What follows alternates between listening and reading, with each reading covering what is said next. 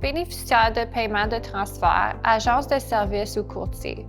Il se peut que cela ne vous convienne pas de vous occuper vous-même de faire le suivi des dépenses, de soumettre des factures et de recevoir les remboursements. Vous pouvez demander à une agence ou à un courtier d'administrer une partie ou la totalité de votre financement et de soumettre pour vous les demandes de remboursement à Passport One. Si vous choisissez cette option, vous devrez remplir un formulaire de notification. Un formulaire de notification ne doit être rempli que si vous choisissez de demander à un bénéficiaire de paiement de transfert, à une agence de services ou à un courtier de vous aider à administrer votre financement ou si vous mettez à jour le montant que cette agence ou ce courtier vous aide à administrer. Formulaire de notification. Comme pour les autres formulaires que nous avons passés en revue, vous commencerez à remplir ce formulaire en sélectionnant « Nouveau dossier ». Si c'est la première fois que vous soumettez un formulaire de notification ou mise à jour si vous apportez un changement à un formulaire existant, puis en indiquant le nom et le code client.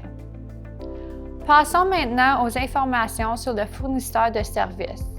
Vous allez commencer par indiquer le nom du fournisseur de services. Vous choisirez ensuite une des trois types de fournisseurs de services.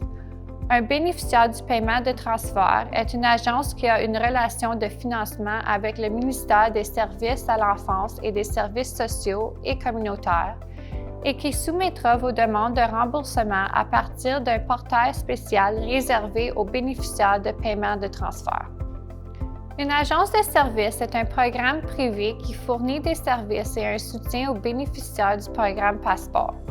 Il peut s'agir d'un programme de participation communautaire, d'une agence de transport ou d'un fournisseur d'autres types de services.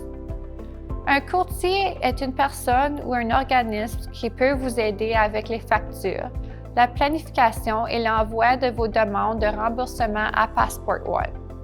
Si vous choisissez de faire appel à un courtier, vous devrez indiquer votre lien avec le courtier. Vous devrez indiquer le montant de financement que vous voulez que l'agence ou le courtier administre, qu'il s'agisse d'une partie ou de la totalité de votre financement, dans la section Montant du financement annuel à administrer. C'est important de noter qu'un bénéficiaire de paiement de services, une agence de services ou un courtier peut facturer des frais administratifs allant jusqu'à 10 % du financement par année financière.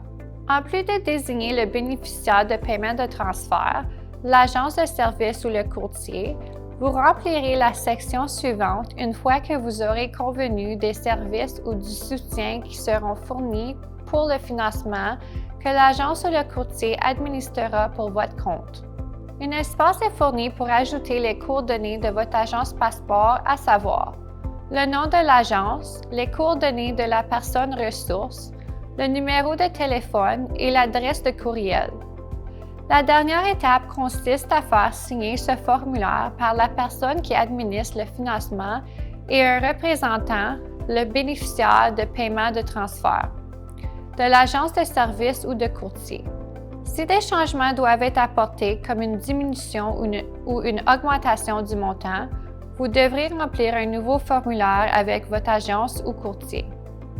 Nous avons passé en revue plusieurs formulaires aujourd'hui, notamment l'entente de service Passeport, le formulaire de renseignement sur le client, le formulaire de renseignement sur le travailleur de soutien et le formulaire de notification.